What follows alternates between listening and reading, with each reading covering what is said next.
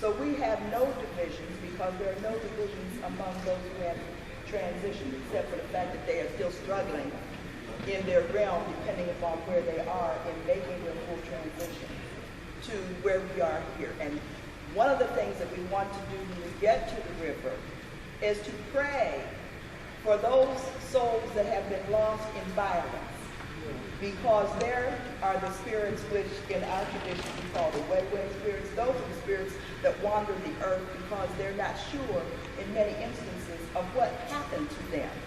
And so we have to pray for them and pray for their elevation, that they are able to make a full transition and enter in the gates of the ancestors. What we try to do with this altar is to create an ambiance and a sense for each of you that the strength, you know, we've got educators up here, we've got musicians up here, we have fighters, so you can see I have Diaspora right there behind the pyramid, okay? And we have everyone who has some aspect of our continuation as well as our liberation represented on the altar to remind us when we look at those pictures that what they went through, where we are, is nothing compared to what they have experienced. They have already shown us the way, because that's what history is for. History provides us with the knowledge of what has happened in the past so that we here in the present, which is Sankofa, we here in the present can look at it and dissect it and analyze it, to use it to prepare ourselves for the future and to make the plans today for tomorrow. So I thank you all for coming and for participating, and I most assuredly thank you so much for being willing to acknowledge your ancestors. You know, we have holidays in the United States, and every holiday is a commemoration of somebody else's ancestor. You are in Washington, D.C., where you go past everybody's monument, and a monument is a shrine to somebody else's ancestor. So we are asking that we take time out to remember our own, because the thing that we have been cut off from as Africans in the diaspora has been our spirituality. I didn't say our religiosity, because we're religious, but our spirituality, which in many instances is the thing that when you walk in the room and things are not right, you say the enemy, and you turn around and walk back out. That intuition, that spirituality that connects you to the universe and enables you to have that innate understanding and knowledge, and we don't rely upon it. And it is important as what we read in a book. It is important as the information that's presented to us as factual. So we are spiritual beings having an earthly and cosmic experience. And since we are part of the cosmos, as many of you recognize, Mercury has just come out of retrograde. We still have some remnants of that. We are affected by the universe, just like every other cosmic thing that exists within this universe. So we are connected to it. If it has life force in it, it has God in it, and we are related to it. So again, I thank you. I am one of the ADACI sisters. Most people don't know my spiritual name. Everybody just knows me as Mama Tenha, which is fine. My spiritual name is Iamotilewa Oshun. I'm a child of Oshun. And multi-label means in my house of Shun is beautiful. And you know Shun represents what? River. We're going down to the water where she is. Okay, so what is the river? What is, yes, okay.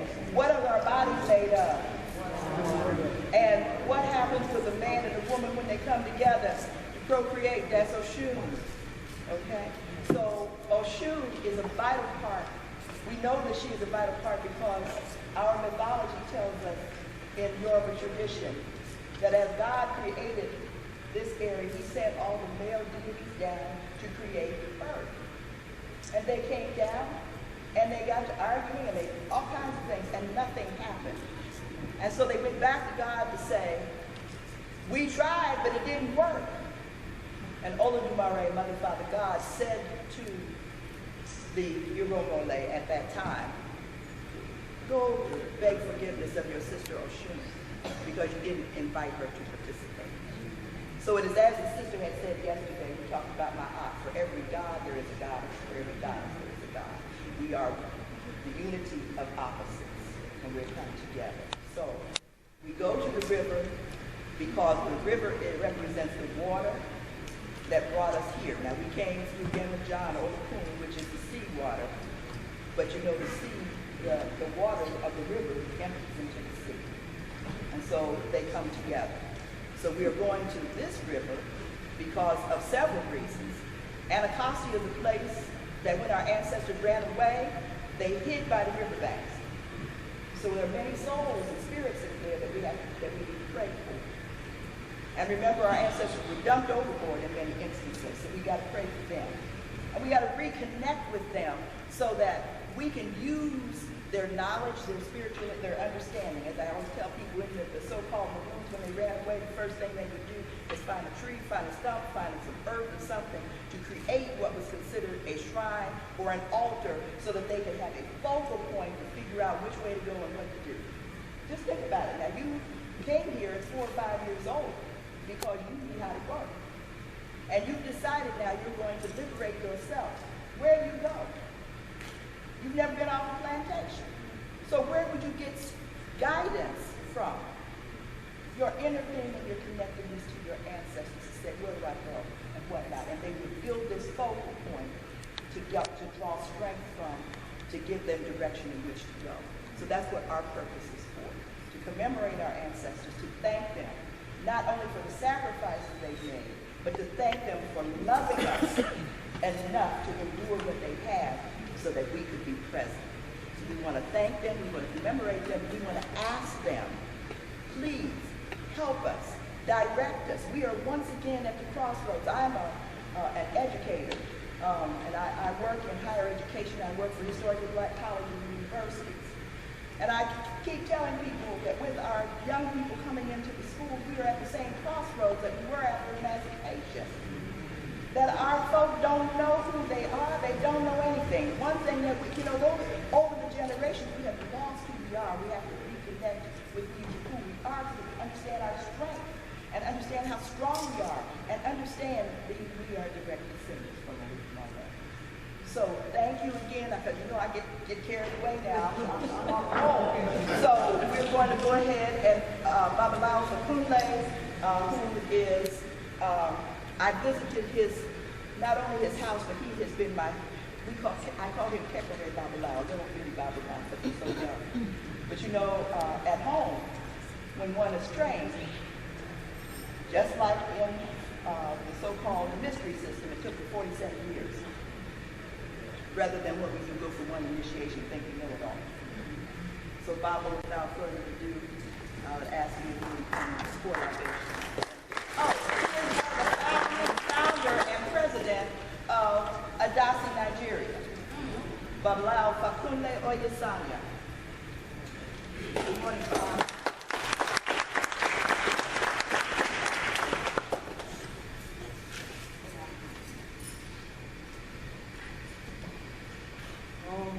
Ladies and gentlemen, it's really a great pleasure for me to be here again.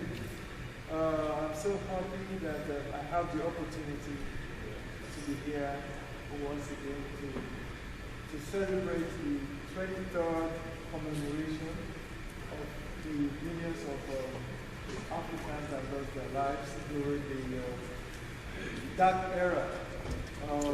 We're here to honor and respect our ancestors. We're here to acknowledge the tremendous contribution our ancestors made to humanity. We're here to celebrate the extraordinary collective fortitude that sustained Africans and their descendants throughout the period of enslavement. We're here to reconnect with our roots, because without our ancestors, we cannot be here today. And without the achievements they made in the past, we cannot be where we are today. That is why we believe it is good for us to always be in constant alignment with our ancestors, so that we will not have any cause to be told, so that we'll be able to move straight and be able to achieve our desires. Just like Mama said, earlier today there was a commemoration service for what we're doing today, organized by ADACI Nigeria, and the prayers have been offered for the repose of our ancestors, the repose of the souls of our ancestors, and prayers were also offered for each and every one of us here today, so that we will continue to grow from strength to strength. Right now, we are going to hold libation. But before we do that, we have to commit this ceremony to the hands of Olodumare, the creator and controller of the universe, because it was he that made it possible for all of us to be alive today. Don't leave ADACI, don't leave everybody.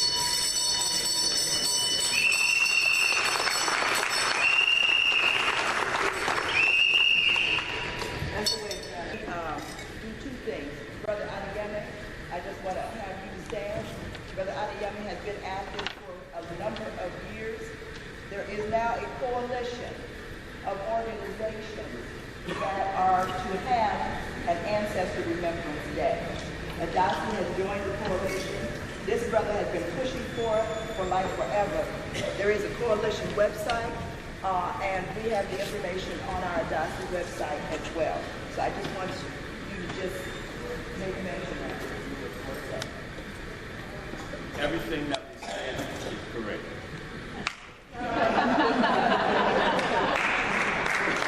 It's been said. We have a responsibility to create our own institutions. The millions of bones that dance on the bottom of the Atlantic Ocean need to be remembered and honored by us. We're not asking for legislation. We're asking for self-determination. If we choose not to honor our ancestors, then that's nobody's fault but our own. But if we choose to, then we should be able to rest well and know that in the universe we have honored them and that they matter. That they matter. That they matter. We're honoring 9 people who were killed in Charleston. But we also have to be able to honor the millions who died. Some who, as you mentioned, chose to be the foundation of that Negro spiritual that said, before I be a slave, I be buried in this watery grave. And so, let us honor them. Let us honor them.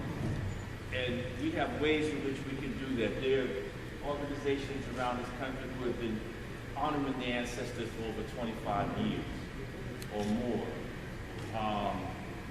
But I would suggest, though, that this can't be an event for a few. that our children need to be here, that the houses of worship, whether they mosques, temples, need to be engaged in honoring our ancestors. And so that you ought to be taking this work back and saying to your priest, to your imam, that once a year at least, let us engage in some ceremony that remembers our ancestors. This is not going to be a top-down situation. It's going to come from our hearts. And as a father of 7 children, who I drag to every imaginable rally and so on, our children need to be here. Our children, and well, for some of us, grandchildren, need to be here. So I want to suggest that next year, we got to see children running around this place, and our grandchildren, and that's how this event will continue to grow. We're going to do the work, the organizing work, but the heart work, the spirit work, has to be carried on by each and every one of us. I thank ADACI for continuing this work, because this is no grant that's making this happen. It is pure commitment, it is pure love. So I'm grateful. The website for the coalition is remembertheancestors.com. Remembertheancestors.com.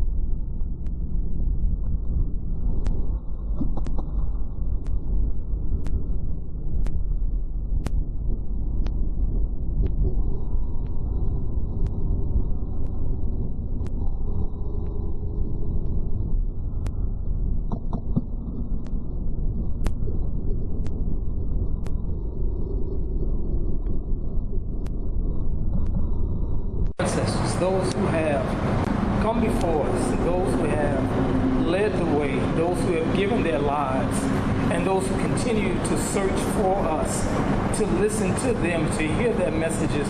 We thank you and we say Ashe. Ashe. For our grandparents, for our mothers and fathers who have taught us and given us so much. We want to thank you for your messages and for what you've delivered each and every time as we continue on this path, on this journey, as we ride this rock around the universe. For our children who we are trying to guide, for our children who are leading the way as well, for our children's grandchildren's grandchildren, who will continue to move forward in the direction that we're going, that we're calling on those ancestors to come. They will be here as we are now. We are our ancestors. Yes. We say Ashe.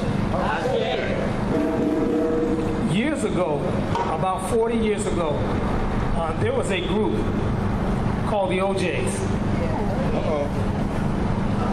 And if you remember that one particular song that they did, talked about and told our story, Ship Ahoy. Ship Ahoy.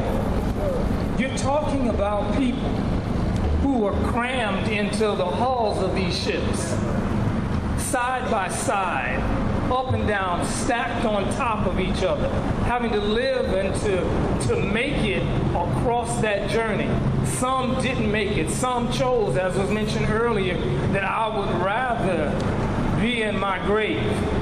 And they would leave the ships. They would jump the ships. But there were others, that other spirit, to survive and to continue. They came on. Ship Ahoy. It talks about that struggle and what happened. And then, of course, we got here. And once we got here, we had to be subjected to the worst kind of indignity. We had to suffer through the humiliation of so much just from the beginning. When that day, when that man simply said, "That sun is hot and plenty bright. Let's get down to business and get home tonight. Bid him in. Auctioning slaves is a real high art. Bring that young gal, Roy. She's good for a start. Bid him in. I'm going to start at 3. Can I hear 3? Step up, gents. Take a good look, see, because I know you'll want her once you've seen her. She's young and ripe. Make a darn good breeder. Bid him in."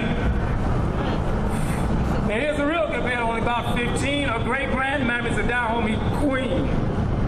Just look at her face, she sure ain't homely. Like Sheba in the Bible, she's black but comely. Bid him in. Gonna start her at 3. Can I hear 3? 3. Come on, 3. 3. I'm looking for 3. Oh, there's a bit of 3 from a man who's thrifty. 325. Can I hear 350? Your money ain't earning you much in the banks. Turn around, Roy. Let her look at her flanks. Bid him in. She's full up front and ample behind. Examine her teeth if you got a mind. Bid him in. 350's bid, and I'm looking for $400. She's a bargain sure.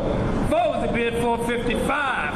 $500 now, look alive. Bid him in, get him in. Don't mind them tears, that's one of her tricks. 550's a bid, and we'll say 6. That's 6, 650, 7, 650, 650, don't be slow. 7 is the bid, gonna let her go. 7 is the bid, gonna let her go. 7 is the bid, gonna let her go. 7, gone. Pull her down, Roy, bring the next one on. Bid them in, get them in. Can you imagine this young girl, that other boy, and then they're trying to tell you she's gonna be good when she's properly whipped. The suffer, the indignation, what we went through. But there's a spirit in us that survives. There's that other part that says, I'm gonna use what was in me, bred in me, I'm gonna maintain that. And so we had our little rituals. we did things like we did today, but in secret. Because they were scared of the drum. Remember, they took the drum from us because there was too many messages in the drum. They wanted to make sure that part was cut off and the culture that we had was gone, but it still survived because our spirit is strong. And so what we did was we took those messages and we found a way to get away. And one of the things that we did, oh, forget that other part about, you know, that song that talks about steal away to Jesus. Yeah, remember the name of that ship was Jesus. Right. I'm trying to steal away to get back home. I'm trying, whatever brought me here, let me use that to get back. Let me cross the waters. And whatever was necessary when that powerful woman, Harriet Tubman, said, let's get out of here. Right. We gonna move. What was that other song? Wade in the water. Because that was the message. So the water we talked about that we flow and we pour is the one that brings us out. Yeah. We know that when the water breaks, that's when life is coming. Yeah. So life is still involved in this water. Yeah. We are paying tribute and homage to the water that carries the souls of our ancestors who are continuing to reach out to us. They're continuing to guide us when we listen. All the time that people say that they talk to God, it's time to listen. And the messages are there. I'm looking at, and the final part is we have to continue to be strong. The lives that were lost, that were taken in such a vicious and horrible manner these past couple of days, those ones, while we pray for them and that soul and that spirit, we have to also be vigilant. Yes. Somebody said that we have to pray. Yes, but prayer without faith, without action, without that, it's nothing. So I'm saying the one thing that's real important, we have to be strong. We have to be strong physically, mentally, spiritually, financially. Self-defense is about being able to take care of you. Yes, sir. To create something, if you can't defend it, it's going to be taken. That's right. I'm saying be strong. So it's time for us to start working out. It's time for us to get in shape. It's time to start listening to financial planning. Yes. It's time for us to offer our prayers, but to make sure that we are doing it not from a bended knee where we can't stand strong. Heads can be bowed, but the vision and eyes should be forward. Get in shape. It's time to eat right. I gotta tell you, it's my job. You gotta eat right. You gotta do those things that make you strong because we owe it to our children's grandchildren to make sure. Because what we are not, you know, I tell people the children aren't the future. We are the future that they can become. Yes. Because the children are going to flow just like the river. They will flow. We are the banks of the river. The banks guide the river. It takes it to the waste that it's supposed to go, that leads it back to the source, to the one most high. Are you with me? Am I making sense? So let me hear you say yes. Amen. I say, amen. And say it loud. I say, thank you. Now, as we get ready to go back, I want to ask each one of you to do one thing. I want you to form this human chain that's here and hold each other's hands. Because one of the ways that we move forward is in unity. I want to also remind us, traditionally in the continent, in Africa, there was a priest in every household. So what we're saying is your house and everybody else has to be someone who assumes responsibility for the spirituality of the family.